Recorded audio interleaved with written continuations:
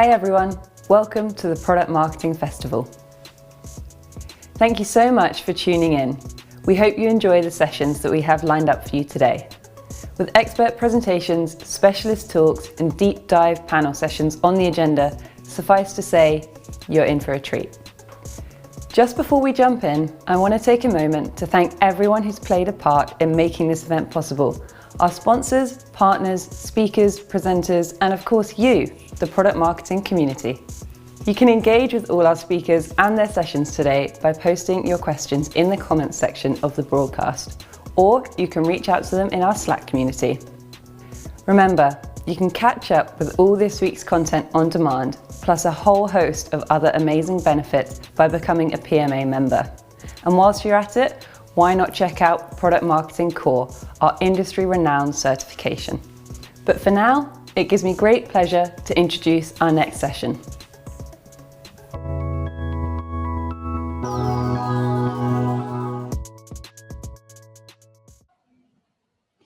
Hi everyone, and welcome back to the Product Marketing Festival. We have another awesome live session for you now, and we will be rounding out this session with a live Q&A. So as you're watching the presentation, let us know your comments and questions in the chat section of the video, and I'll be posing them to our fantastic speaker afterwards. And now to hand over to Eric Manser, the VP of Product Marketing from Crayon. Welcome, Eric.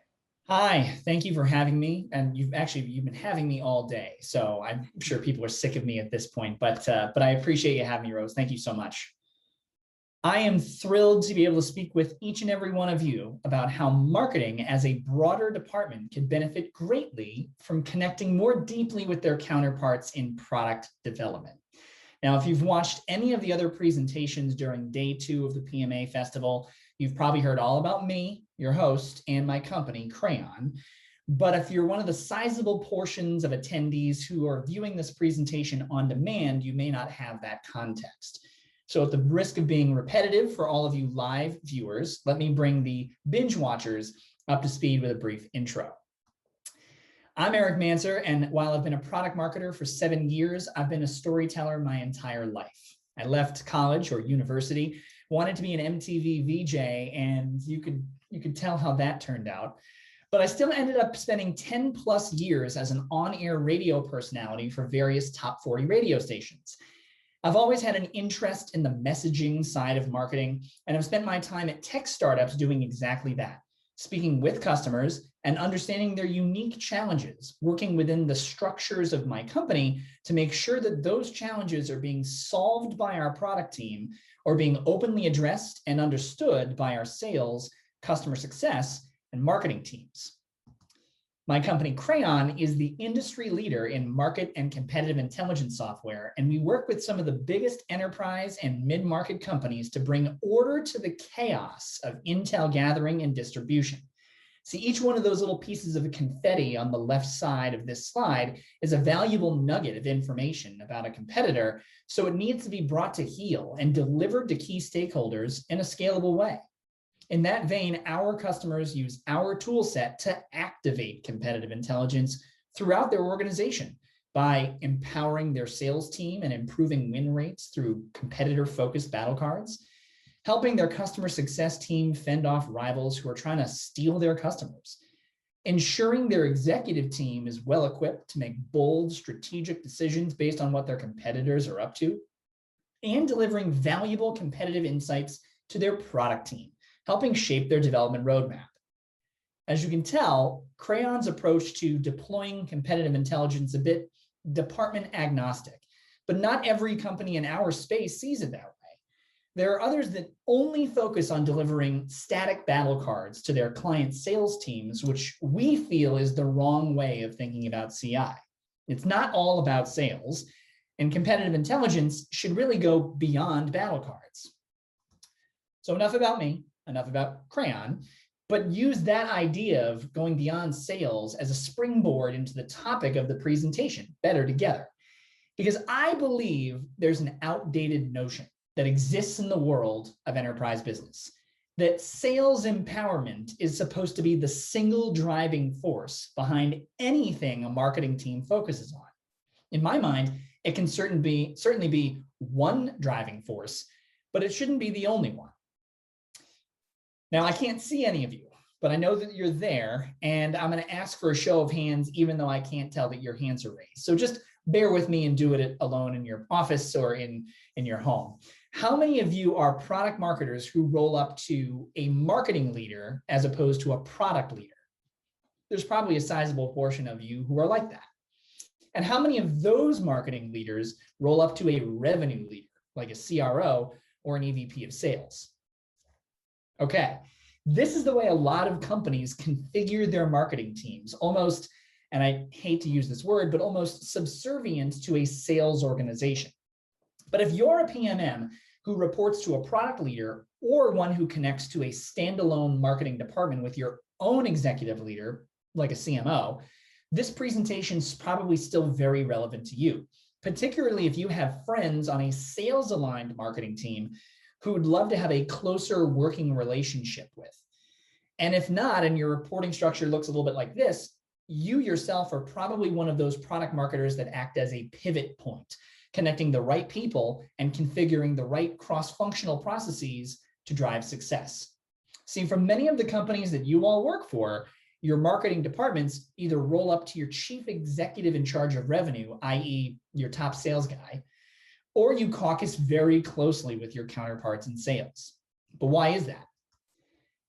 Well, there's a goal that connects the efforts of both your marketing and your sales teams, and that is revenue growth.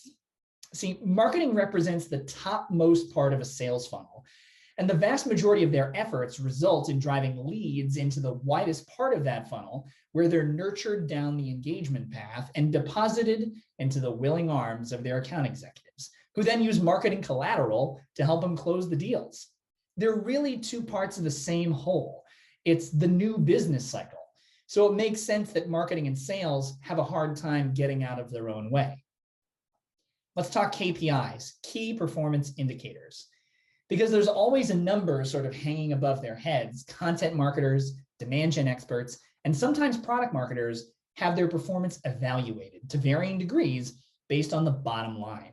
Things like leads, new contacts, website traffic, and more. Now, I'm not saying this is a bad thing, but connecting everyone's job to a revenue goal discounts the fact that there are plenty of other departments, specifically those who may have a more opaque relationship to either the top line or bottom line numbers, who also view net new revenue as a measure of success. They just might do it in a more roundabout way. Case in point, product management. Just like their colleagues in sales and in marketing, the team who's tasked with developing the actual products that those sales and marketing teams are trying to sell more of are also in search of revenue growth. They just go about it in a different way. Engagement with more features, deeper usage of features that are core differentiators, and increased adoption of new functionality all have a dotted line relationship to both negative client churn and broader industry awareness. See, if your product is good and it drives results for your customers, more prospects will be looking to buy it. As a marketer drives leads and the sales team closes them, the product manager drives adoption. The tactics might be different, but the purpose is ultimately the same. So let's not get crazy. I'm not advocating for a complete blowing up of the way high growth companies have been structured for decades, sometimes even centuries. I'm only arguing that the generally accepted view of the structure of marketing teams is entirely too narrow. In my view, the idea that marketing can only contribute to revenue growth through generating leads and creating sales enablement collateral, ultimately putting them in service to sales and sales alone, is a fundamentally flawed view. I believe that another important way that marketing can contribute to revenue growth is having closer alignment with the product team. Now, in a moment, I'll talk through some of the ways you can begin to accomplish that. But first, let me talk through my rationale. How did I get to this place? Where did my brain help me arrive at this decision? Well, the work of both marketers and product managers is informed by the needs of the market, their pain points, goals, and the demands of target customers. To put it another way, both departments are seeking out answers to two core questions. Number one, what problems do my prospective customers need to solve? And two, How do we go about solving them? In my career as a product marketer, the closest alignment that I've seen between marketing and product happened when both parties had a very clear understanding of the answers to those questions. And regardless of which side of the building you worked on, their answers were basically the same. And the reasons are simple. If you're a product manager, having those answers make it far easier to build a better mousetrap. And if you're a marketer, you're way better equipped to communicate the value of that mousetrap to whoever your target market is. Everyone does their job more effectively, and all things being equal, you can't account for everything, but all things being equal, there's greater potential for revenue growth over the long term. As I talked about earlier around the quantification of marketing performance, KPIs and the like, you can't necessarily put a value on communicating value, unlike a paid search campaign, Facebook campaign, where you can actually measure the leads that you've generated. But an indirect relationship around human throughput and bottom line revenue doesn't mean that it's an ineffective one. Like I said before, my goal is not to tear asunder the structural connection between marketing and sales teams. That is not my goal.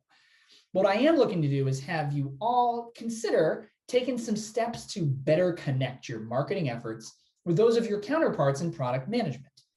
And you as product marketers are in the unique position, being able to help both parties recognize the positive impact that can come from closer alignment between your departments. When marketers realize that it's not only about sales support, and they buy into this notion that they could also work in service to the product team and vice versa, good things are going to happen. So if you're bought into the rationale, and you're either one of those product marketers who ultimately reports to the CRO and you want to get your marketing teammates a bit more connected with the product org, or you're one of those product aligned PMMs and you see the value of seeing your friends in marketing get more plugged into what's going on the product side, then let's talk through 3 specific ways that you can affect some real change within your organization. So if you were to do a word cloud of my presentation so far, and let's be honest, a word cloud of the rest of the presentation, the biggest bubble would more than likely be variations on the word align. See, when I worked in radio, we would call that a crutch word, something that sort of falls out of your mouth in a way to avoid having dead air. In the context of this discussion, though, I can't think of a better turn of phrase. Because when you think about the word alignment, your mind immediately springs to this notion of putting something on a similar path with something else. So every time that a word comes a tumbling out of the lips of this old radio DJ, I'm actually talking about finding unity across departments with regards to core concerns, duties, and initiatives. And in other words, we're talking about commonalities between product managers and marketers, which end up being opportunities for the 2 groups to work more closely together. So use cases is the first area of, and if you're playing the alignment drinking game, take a shot, first area of alignment between marketing and product that I'd like to focus on. Depending on the product or service that you're selling, your target audiences will have their own unique reasons for wanting to buy it. Let's take, for example, a plug-in electric car. Some of your buyers are going to be looking to replace their gas-powered automobile solely for the more green and altruistic benefits that zero-emission transportation can offer. Others may view your product as a bit more cutting edge and has the type of techie elements that appeal to their desire to be a bit more future forward. No matter the driving force behind their decision, the outcome could very well be the same. Both buyers could be in market for the same electric car that you're bringing to market. The flip side of that coin, the yin to use cases yang, are pain points.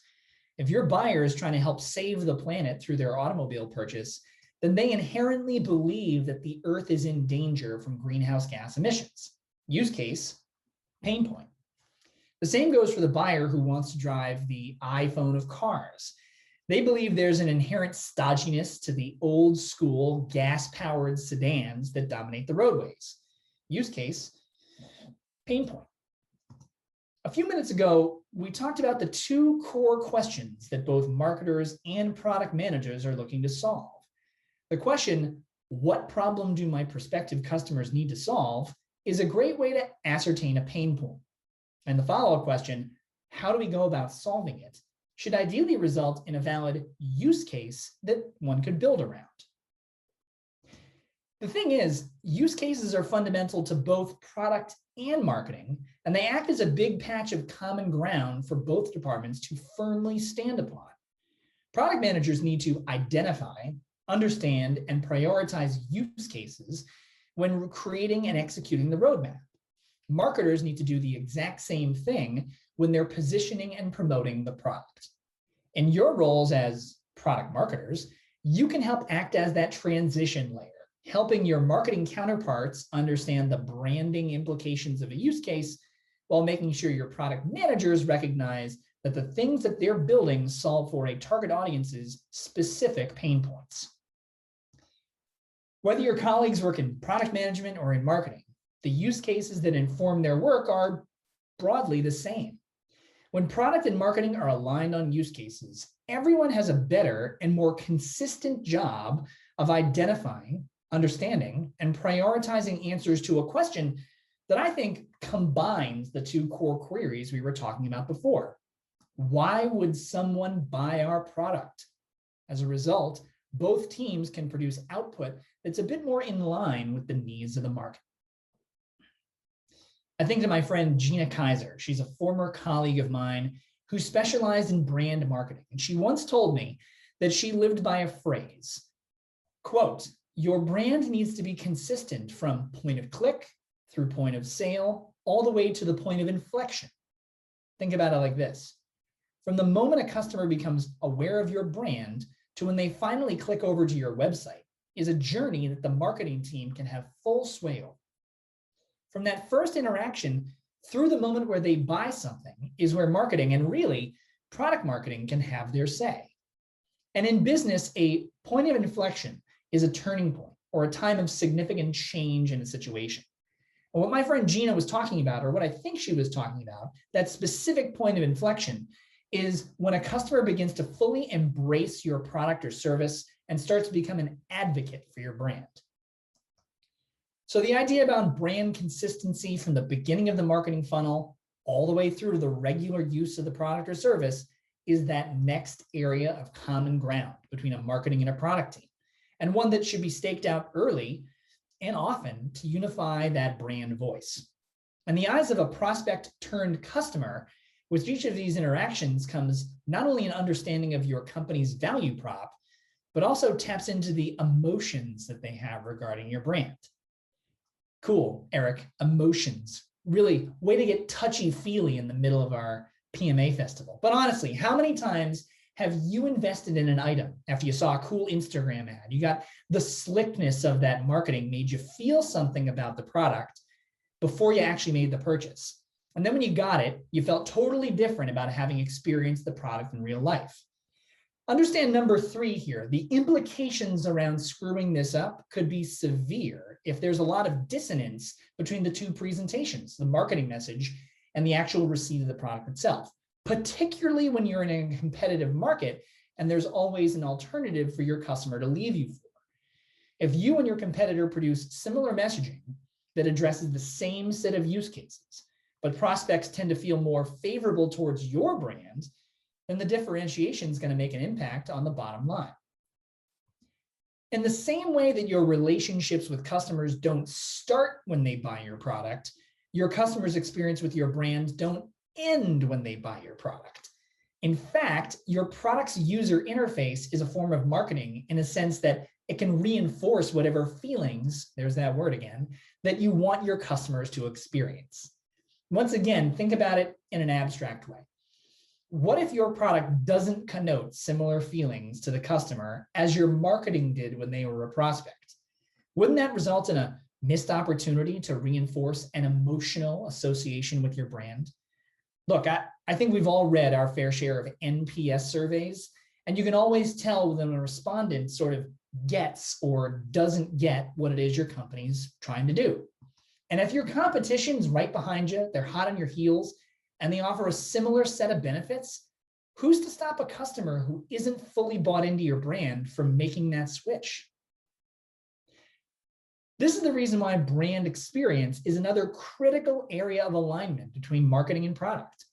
Whether you're a product manager or a marketer, the emotions you want customers to associate with your business need to be the same.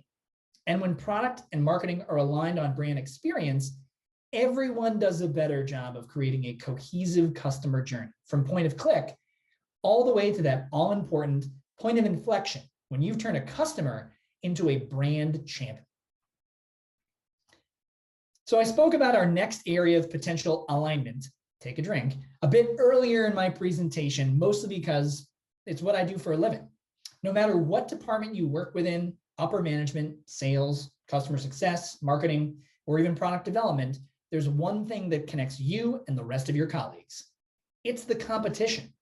The tasks that you're engaged with on a daily basis ultimately align with your company's core objectives. But those objectives, particularly if they're growth-based and your company exists in a competitive market, will always bump up against the objectives of your closest rivals. Competitive intelligence is the process of gathering, analyzing, and acting on information that's related to your competitive environment. And if CI program is implemented cross-functionally and part of your company's overall culture of competition, it can serve as the backbone of your business, enabling everyone to make the right decisions in the right moments and doing so with confidence.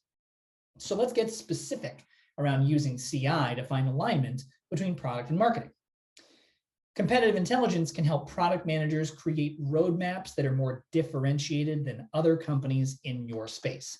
And more differentiated roadmaps have a knock-on effect of strengthening the value of your products for customers in a way that your competitors can't.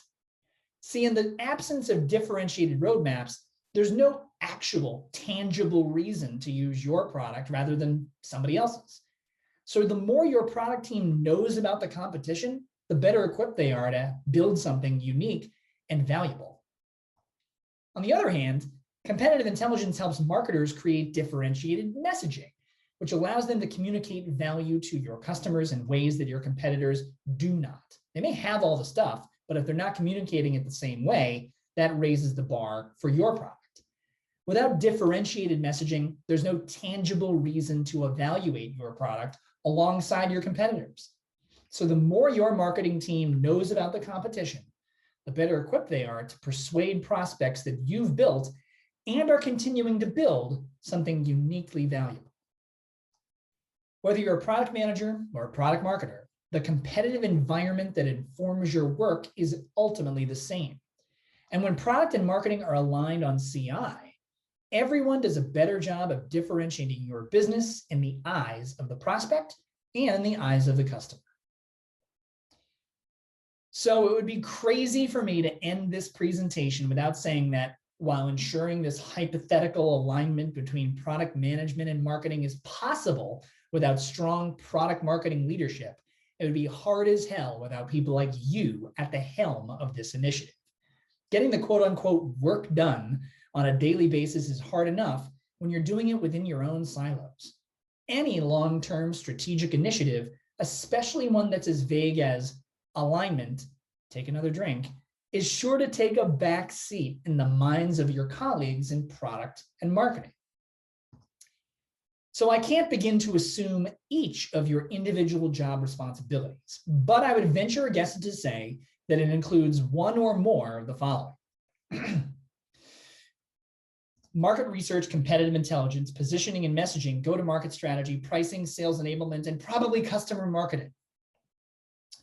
It's a lot of stuff. If you nodded yes to any of those initiatives, then you are already properly positioned to help bridge the gap between product and marketing, because each of those terms sits firmly in the Venn diagram between those two disciplines. To put it another way, if you're in any way bought into this idea that your company could be more successful by having your marketing team more closely aligned to your product development team, then you as a product marketer can be the agent of change that helps brings about that success. And if you're already at the end of your rope and you've got too much stuff going on, get your bosses to double down on product marketing. I'm a product marketer, and I believe that companies that invest in what we do and empower those who do it are usually those that are experiencing healthy, sustainable, and long-term business growth.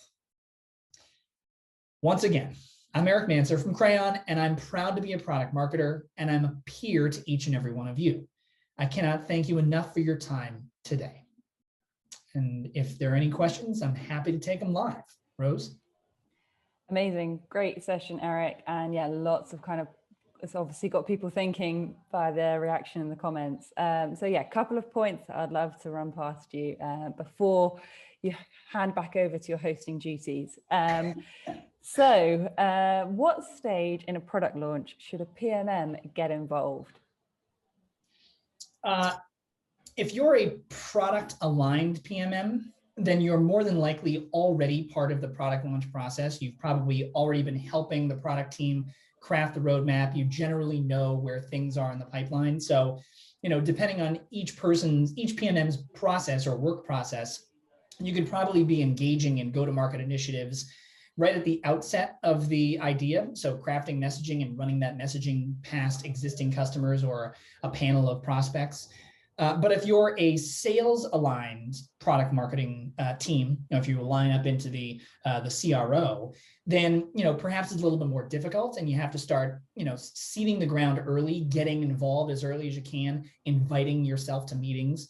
But the core goal is ultimately the same. You want to be able to get in the ground floor as the product manager has come up with the use case. Why are they building this product in the first place? That's going to give you help you lay the groundwork for crafting a true message map or a messaging experience for what the feature or the product will eventually be.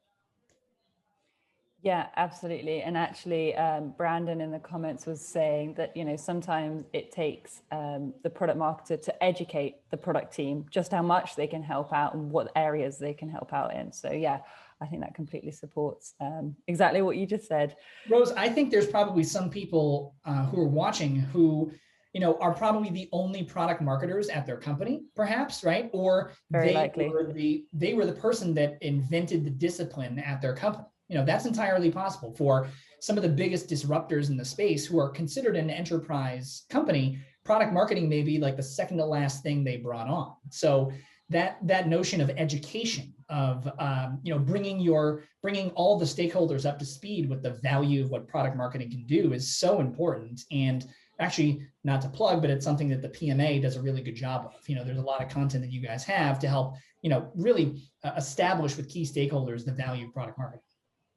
Absolutely. It's a pain point that we hear come up time and time again across all of our kind of content pieces and community and everything. So couldn't agree more. But yeah, Eric, I would definitely recommend heading on over, checking out the comments. There's a lot of people who kind of, would love to get in touch with you further, I'm sure. Some really great feedback. So thanks everybody for being so supportive of this session.